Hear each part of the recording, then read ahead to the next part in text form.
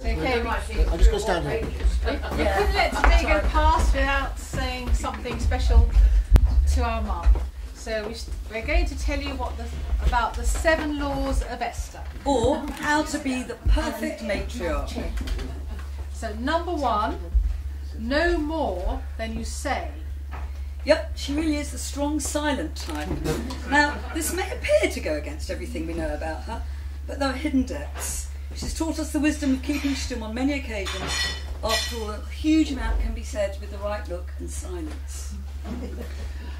Don't let them pin you down. After all, life definitely begins at 60.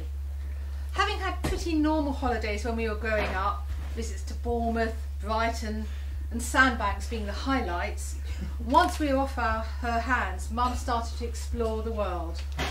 But it wasn't enough for her just to fly to foreign places and sit on the beach.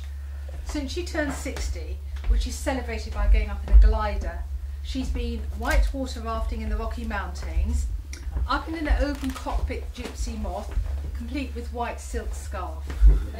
When she went snoobers diving in the Red Sea, the hardest part was, you heard from Dad, fitting her not inconsiderable boobs into the unisex wetsuit and then getting her flippers on. Yes, it's a wonderful and mental picture, isn't it? Undaunted, she then went to ocean bed walking in Mauritius, complete with a heavy steel diver's helmet and boots. This was followed by tandem paragliding off the coast of Australia. Now, you might be wondering where Dad was while all this was going on. Well, most of the time he was firmly on the ground. But for some reason, when it came to needing a tandem partner to paraglide with off the coast of Australia, he allowed himself to be persuaded. So there they are, all harnessed up to their glider and being pulled along by a boat above gorgeous deep blue sea. Mum squealing with delight, pointing out the beautiful scenery. Dad is very quickly not feeling very well. Unfortunately, once up, there's no quick way down, and so not only does he not want to upchuck all over his darling Esther, but he's also petrified that if he does, his new teeth will fall out and forever be lost into the deep blue sea. So he kept his mouth firmly shut, but it was very pale-faced Dad that survived to come upchuck on land. Poor old Dad. The same teeth. For some reason, he accompanied Mum again on her next exploit, which was mackerel fishing off the Cornish coast. And we won't go into too much detail, but let's suffice to say, Mum was the only one smiling in the pictures of holding the fish. Number 3, be a good person. After Mum retired, she volunteered 1 day a week at the Norwood Day Centre in Stamford Hill.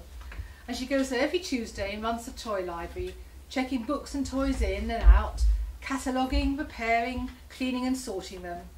She speaks to the Gittles and the Schleimies, the Yossels and the Freyers, and does the most wonderful job. Now, Norwood realised they had a person of many talents in their midst and asked her to be a lay monitor, which she also does regularly.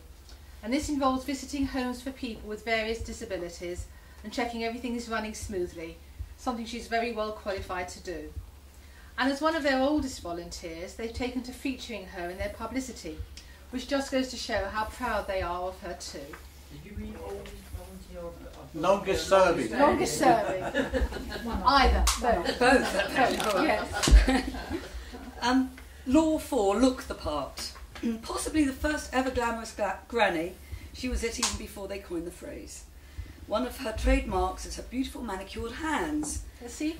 And that, of course, is ever since she stopped biting her nails, which only a few people will probably really remember, but we haven't forgotten. But she's taken pride ever since after looking after her hands. And it was only a few months ago that her agent arranged for her to be used in quite an important photographic advertising campaign. And more recently, she's proved on the fashion front that silver is the new black. And doesn't she look great? Yes. 5.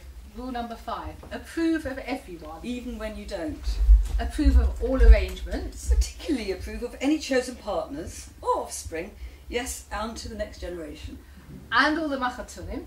And all the wedding arrangements. And all the grandchildren's names. And all the great-grandchildren's names. And all their activities. Whatever they were.